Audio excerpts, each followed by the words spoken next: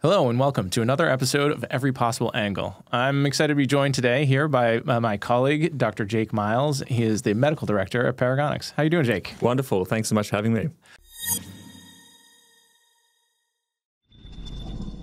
We're so glad to have you. Can you tell us to start with a little bit about your background? How did you get into transplant? Yeah, absolutely. Well, it starts back in Australia, which probably also explains this accent. So straight out of medical school, went into internship, and I remember one of my very first rotations was on the renal ward, and this was at a transplant centre in Melbourne, Australia. And I remember seeing a renal transplant for the first time and seeing the impact that that had on a patient's quality of life. And I thought, you know what, there's very few things in medicine that you ever do that has such a ginormous impact for these individuals.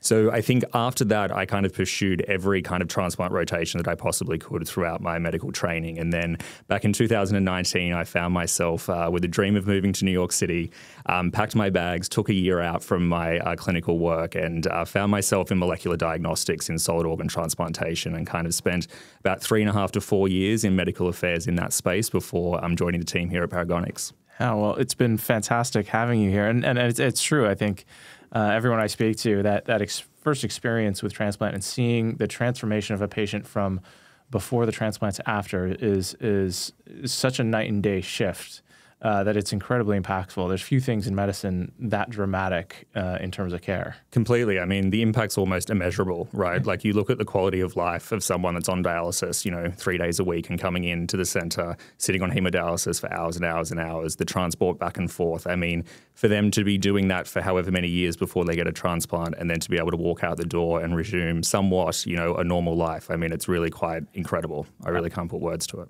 That's fantastic. And now here at Paragonix, you're leading our medical affairs team in the abdominal space, where obviously we have the liver guard, launching our liver, our kidney and pancreas devices. Can you tell me a little bit about what you hope to achieve here and hope to make an impact, particularly in the abdominal transplant space? Yeah, absolutely. I mean, it's been a fantastic journey joining the team, and I think it's been great to kind of bring some of the clinical perspective, right, in terms of that hands-on experience in the past. I mean, I think in terms of what the future looks like, I mean, this is about disrupting transplant. And it's about changing a complete clinical narrative that people have had around organ preservation since its inception. And that's really what I hope to achieve being here at Paragonix, right? I think there is going to be different permutations of how we think about advanced preservation, even from our perspective, right, in terms of things that we have in the pipeline. But ultimately, yeah, this is changing a dogma in terms of how we think about organ preservation. And ultimately, it's about impacting patient outcomes at the end of the day, right? Like, this is why we're in it. It's for the patients. And that's what I want to try and achieve with my time here at Paragonix. Absolutely. It's I think something that runs deep throughout the whole company is this real appreciation that there are real donor families and real patients on the other end of this. And everything that we can do to make positive impact is so critical. And if we have the opportunity to make these positive changes, we need to pursue them. Absolutely. And, that's something I've never lost sight of, right? I may not be in clinical practice anymore, but that decision was about broadening impact. And I think that's what, this opportunity presents itself in terms of changing the entire face of how we think about organ preservation in transplantation. Well, we're certainly so excited to have you as part of the team. And thank you for all of your work on that. No, thanks for having me. Could you tell us a little bit about now being here in Paragonix, a little bit about the research that's going on and what you're leading here in medical affairs? Yeah, absolutely. I mean, I think we're at a pretty pivotal point in terms of advanced preservation in solid organ transplantation in general. I mean, I think we were at ATC a couple of weeks ago and I was talking to lots of the physicians there, and we were almost joking that, 5 years ago at ATC, you couldn't find a topic or a talk on organ preservation, particularly in abdominal transplant. And now you look at the agenda and it's about 30% of all the content. So it's just been a remarkable thing to kind of see the evolution and innovation over the past couple of years. I think in terms of what we've been doing here at Paragonix, it's been super exciting over the past 12 months. We, of course, have our Guardian registries, and Guardian Liver is really, I think, at its inflection point and really starting to generate some really exciting data.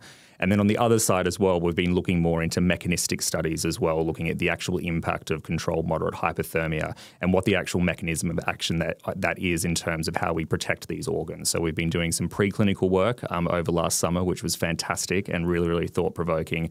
And as we're kind of moving forward as well, kind of embarking on looking at more of these kind of mechanistic experiments to help kind of, paint the full picture in terms of what the impact of this technology is. Can you tell us a little bit about that? I know obviously you went to the UK, you worked with an outside lab in terms of what the difference is. Obviously, for a long time, we call it cold ischemic time.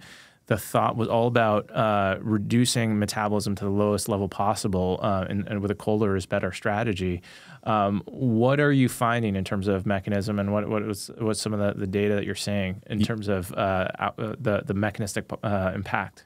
Yeah, I mean, I think it all fundamentally comes down to the metabolic recovery of these organs, right, upon reperfusion. I think what we're kind of learning is that hypothermia is obviously very important because we know that metabolism is directly related to the temperature and the environment that the tissue is operating in, right? So we know that period of hypothermia is protective for organs. We know that ischemic insult and the lack of oxygen supplied to those particular tissues means that, they can only do their function for a very short period of time before it starts to become detrimental.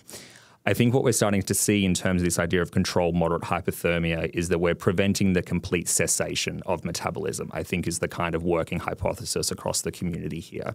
I think our historical approach to isostatic cold storage, right, these organs are getting to freezing really, really quickly. And we know that particularly under 2 degrees Celsius, you essentially have complete cessation of metabolism, right? You're switching off that sodium, potassium, ATPase, which then upon reperfusion means that the tissues are delayed in terms of how quickly that they can regenerate those ATP stores.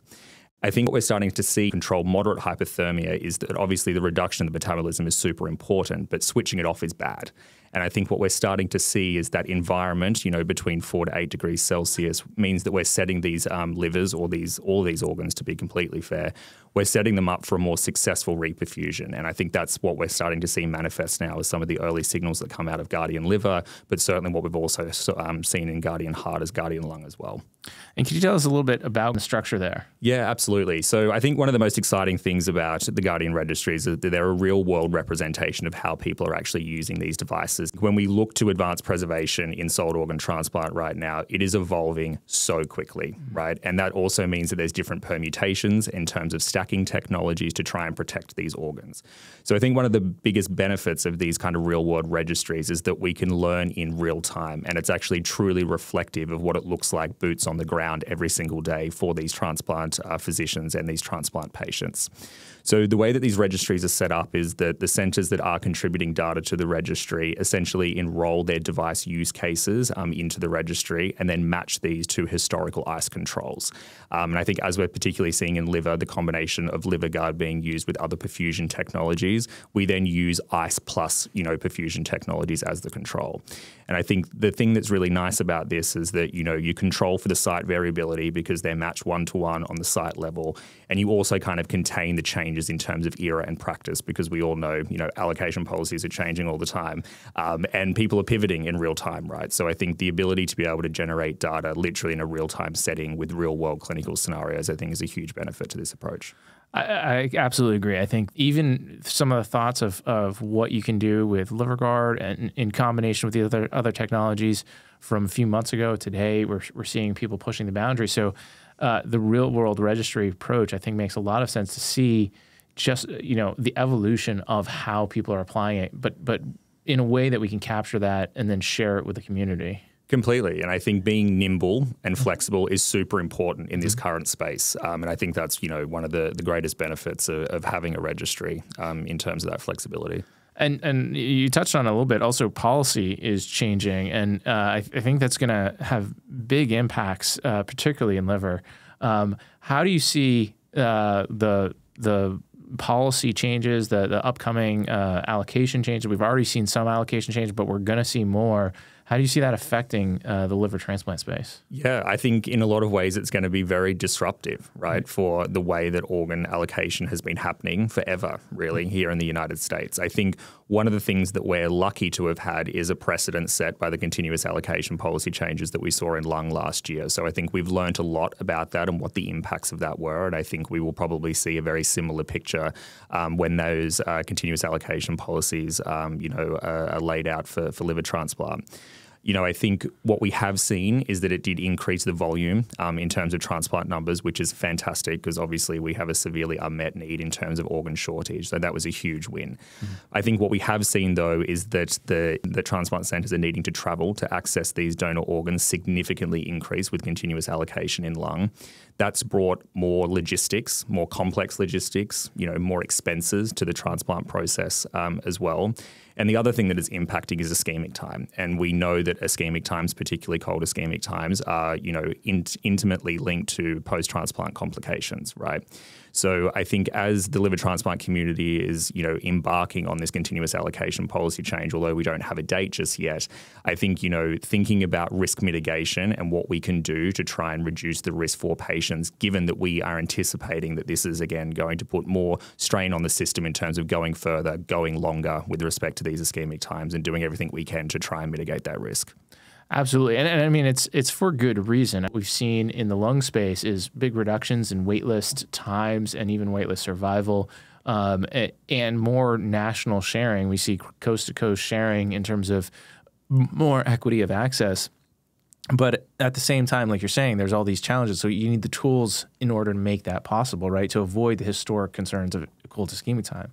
Completely. And I think, this historical approach of having hard geographical boundaries, that affects equitable sharing of organs, right? Because, if you're a transplant recipient and you fall, 1 nautical mile on the wrong side of that line, that completely changes the organ offers that you potentially may get, right? So I think no doubt moving towards continuous allocation is the right thing in terms of trying to reduce some of the disparities in terms of access to transplant. But again, there's no shying away from the fact this is going to have a big impact on the system, as well as transplant centers, right? Mm-hmm. They're all trying to grow and do the best things that they can for the patients that they serve. And now they're going to have a completely different risk profile that they're going to have to try and navigate as this kind of moves forward. So in terms of some of the interesting and innovative ways we're seeing LiverGuard used in conjunction with these other technologies, can you talk about sort of the different approaches? Yeah, absolutely. I mean, it's an evolving space. I'm sure if you ask me the same question next week, I might have a slightly different answer. But I think that speaks to the innovation in the space right now.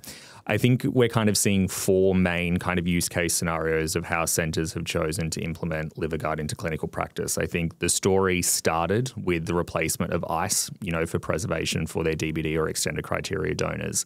I think as centers got experience with the device, we then started to see it being used in those scenarios of extended ischemic time to help mitigate the risk of the preservation injury. And then, of course, we're seeing an increase in adoption in normothermic machine perfusion and particularly back to base here in the United States as well. And we're seeing programs now using LiverGuard up front of that back to base NMP model to try and increase that upfront ischemic time or potentially expand the donor risk profile for some of these livers that they may be accepting. And then finally, which I think is also really, really exciting, is just the increasing adoption of NRP DCD procurements here in the United States. Obviously, Europe has kind of paved the way for us over the past kind of 10 to 15 years or so. But to see that starting to kind of develop here in the US, I think is really exciting. And now we're starting to see centers using LiverGuard on the back end of NRP for that static hypothermic preservation.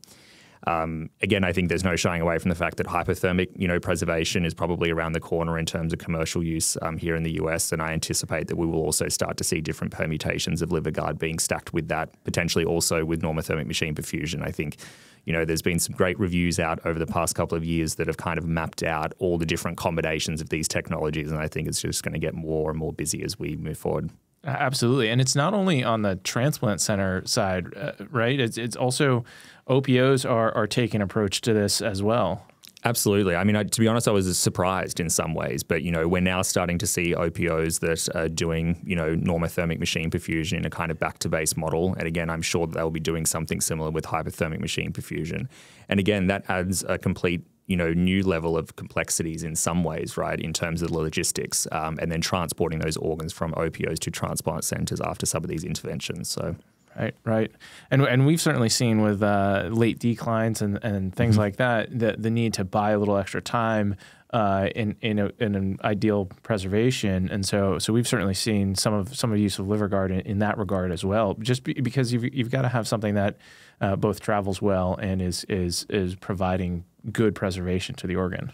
Completely. And I think, we're seeing quite a number of late declines and, potentially that's also going to increase with the new UNOS directive that, came down the pipeline, just last month in terms of thinking about these late declines. But at the end of the day, they've been declined for a reason. And it's typically clinical criteria, that drives the reason for that decline. And I think centers are now, getting more comfortable potentially in terms of expanding some of that risk profile, but then also knowing that those in-OR turndowns or those late turndowns are higher risk for preservation injury. And I think that's where they really see LiverGuard fitting into this model in terms of protecting those organs and giving it the best chance possible for a successful transplantation.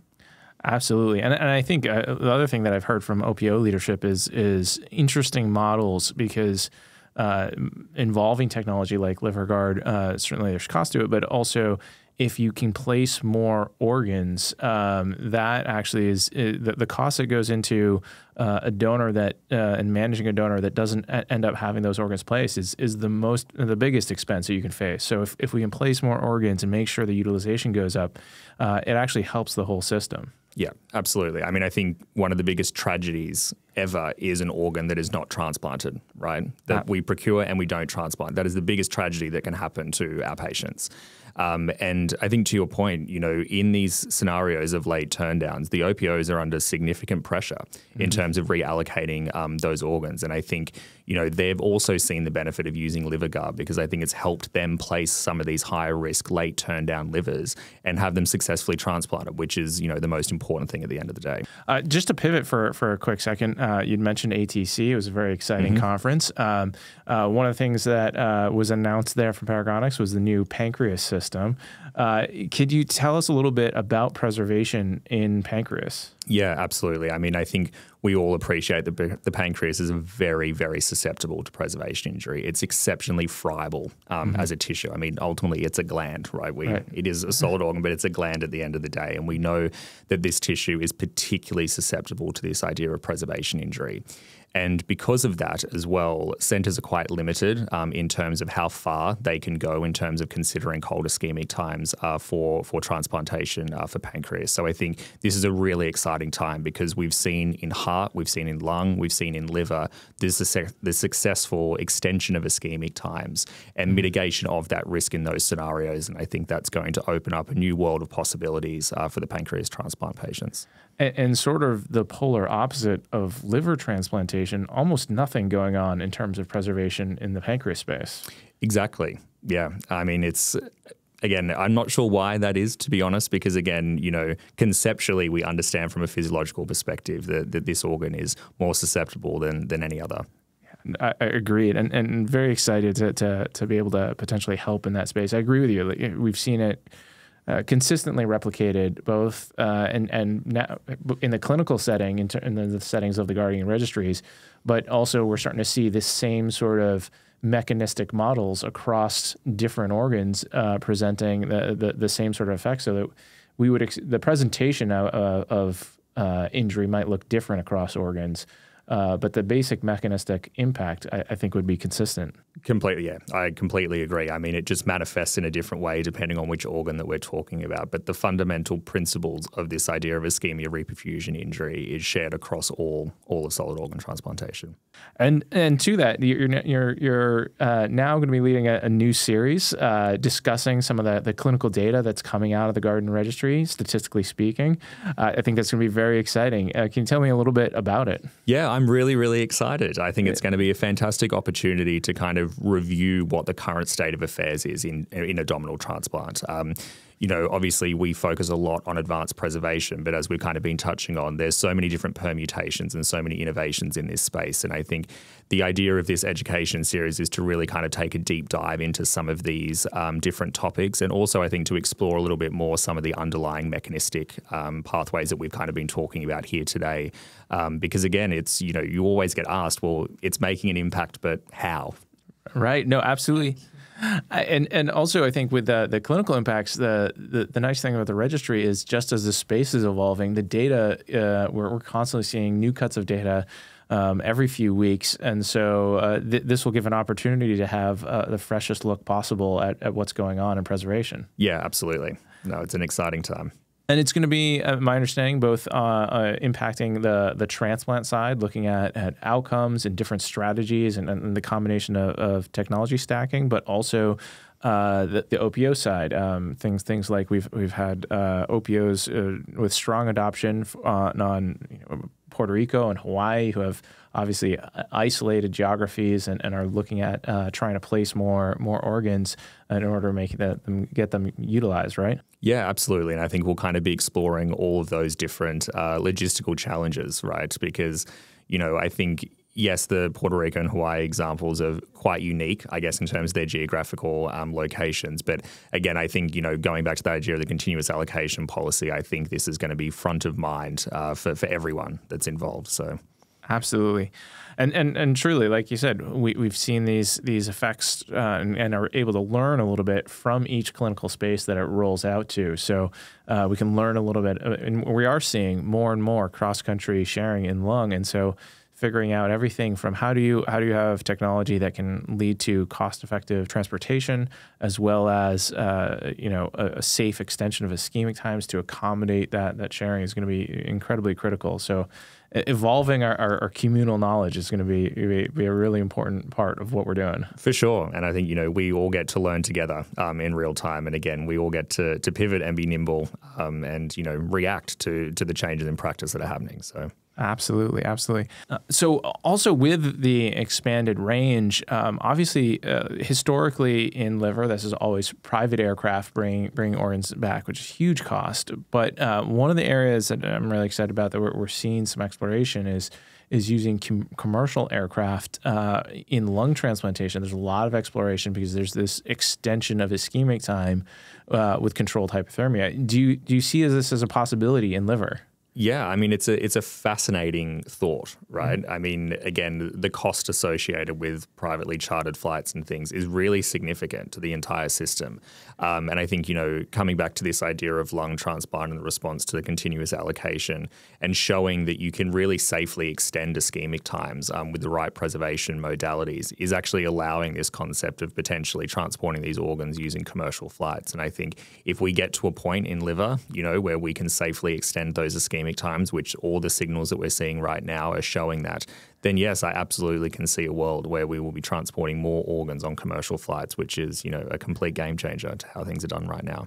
I mean, and the impacts are, I think, multifactorial in that obviously cost to the system would have a tremendous impact, but also even things like equity and access. When if you can make the cost of an organ that's a state away cost the same amount as one across the country, obviously that has a huge impact. And then in sustainability, transplant is a resource intensive field, and one of the major impacts of the resource consumption is transportation. And if we can do that in a much more sustainable approach, I think that would be great for the system. Absolutely. And, the US is quite unique in terms of how, vast the geography is. And again, I think as we're starting to see with donor lungs, and we will see it with donor livers, going further, going longer, ultimately at the end of the day, it's the right thing for the right patient. And I think, if we can do all of these things and the collective cost can come down at the same time, I mean, that's an absolute win for everyone. So can you tell me, coming up next, what are you excited about? What's going on in the field of transplantation that's exciting that you're interested in? Yeah, I mean, I think it's a fascinating time. I think there's been a joke in transplant for a long time that, there was no innovation forever, right? It was the same operations, it was the same medications, et cetera. I think in the last kind of 10 to 15 years, we've seen a complete shift in that. I think looking forward, the things that are really exciting me, I think xenotransplant is absolutely fascinating. And I think the work that's been done here in the US over the past couple of years is really, showing us what a potential pathway forward could look like for clinical xenotransplantation, which I think is really quite remarkable. We've obviously got 3D printing of organs as well, which I think is fascinating, probably a little bit further off in terms of, being ready for prime time, but also a fascinating thought. And then, of course, we're also seeing drones being used for organ transplant as well, right? Like that is 21st century stuff. I think it's a really exciting time to be in transplant in general, and I think there's a ton of really exciting research work that we're going to see come out over the next couple of years. And coming up, I think obviously we've just had a whole series of big meetings, ASTS and ILTS, ATC. Coming up this fall, any big liver meetings that you're looking forward to? Yeah, I'm really looking forward to the liver meeting coming up in November, AASLD. I think it's a fantastic way to get to know the broader kind of hepatology community and where kind of transplant fits into that. So super, super excited. And then, of course, as we kind of head into the early 2025, we'll have the ASTS meeting as well, which is always, super impactful and, allows a lot of really amazing conversations with transplant leaders around the country. And for the first time in a long time, not in Florida, it's going to be in Arizona this year. That's right. It'll be probably be as hot, just maybe slightly less humid. Yes, yeah, absolutely. But it's coming from the Northeast, nice to get somewhere warm. I'll take the it. Winter. Yeah. Well, Jake, thank you so much. Really appreciate all your time here today. Truly appreciate it. Enjoyed this discussion. And for all of you, looking forward to the new series, Statistically Speaking, with Dr. Jake Miles, hosting it to discuss all of the latest technology and data and clinical results from the Guardian Registry. Thank you for joining, and we'll talk to you next time.